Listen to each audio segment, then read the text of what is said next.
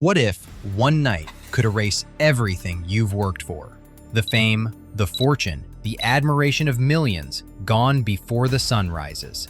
Some of football's greatest icons lived that nightmare. They had it all, and in a single moment, they lost it. This is not fiction. It is the untold story of how glory turned into downfall overnight. Ronaldinho's story is the first that comes to mind. Before trouble ever found him, he was pure joy in motion. In 2005, he won the Ballon d'Or, and a year later led Barcelona to Champions League victory. His playful style and constant smile made him football's global entertainer. At his peak, he earned more than $100 million through contracts and sponsorships with Nike and Pepsi. Do you remember watching him dance past defenders? It felt like magic. Yet the same charm that made him beloved became his undoing. By 2018, reports showed that his bank account held just $6 when Brazilian authorities checked his finances. Hard to believe, right? A man who once earned tens of millions had spent nearly $50 million on parties, private jets, and a massive entourage. Legal problems followed him for years, including fines for environmental violations tied to property disputes in Brazil. Then, in 2020, he was arrested in Paraguay for using a fake passport and spent 5 months in prison before being placed under house arrest. Each mistake chipped away at the legend fans once saw as untouchable. When he was finally released, his passport was seized and assets frozen. Several homes and cars were sold to cover debts. His attempts at a music career and business ventures failed. Though he now earns modestly from appearances and digital collectibles, his downfall remains one of the clearest warnings in football. Talent alone is not protection from poor decisions. Think about it. How does someone who once represented pure happiness lose everything so fast?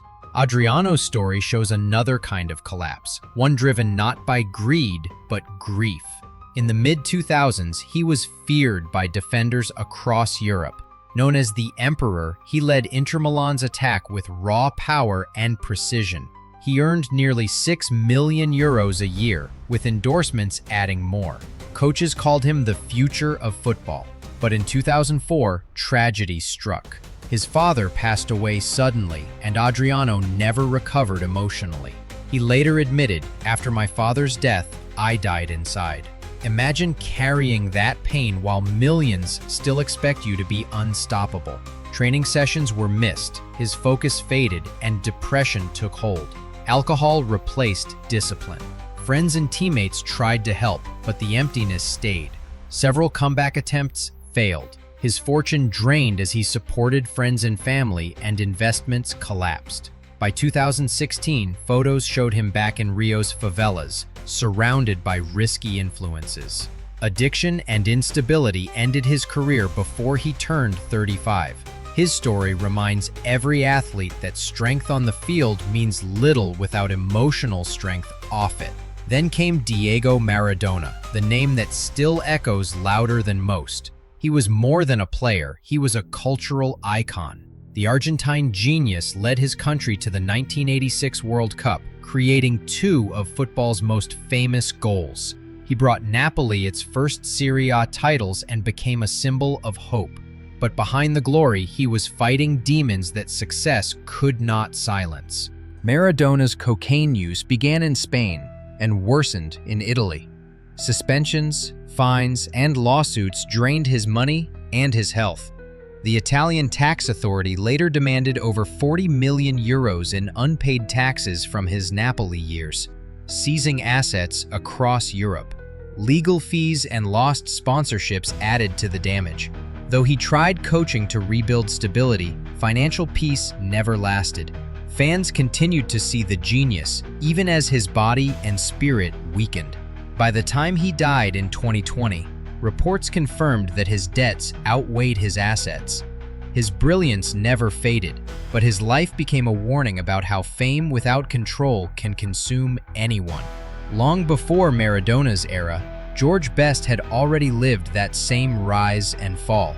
In the 1960s, he was Manchester United's golden boy, skillful, charming, and adored. He helped them win the 1968 European Cup and earned the Ballon d'Or the same year. For many, he was the first true football celebrity, appearing on magazine covers and talk shows. But with fame came excess. Alcohol became his constant companion. Missed training sessions and canceled matches piled up, and eventually, Manchester United had to let him go. Reports say he earned and spent millions on fast cars, gambling, and luxury living. Several businesses, including fashion lines and clubs, failed. He once joked, "I spent a lot of money on booze, birds, and fast cars. The rest I just squandered." It sounded witty then, but behind the humor was a man losing control. By the 1990s, Best was bankrupt. Even a liver transplant in 2002 could not save him. He continued drinking and died in 2005 at 59.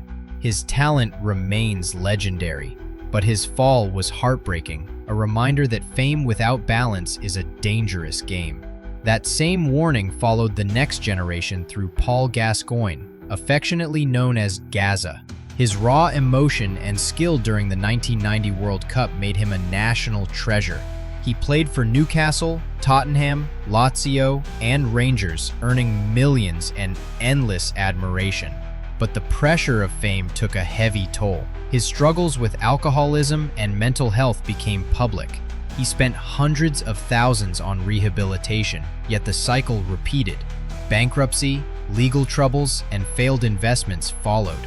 Fans watched him deteriorate on television, wishing someone could step in and save him. Despite years of hardship, Gascoigne never hid from his truth.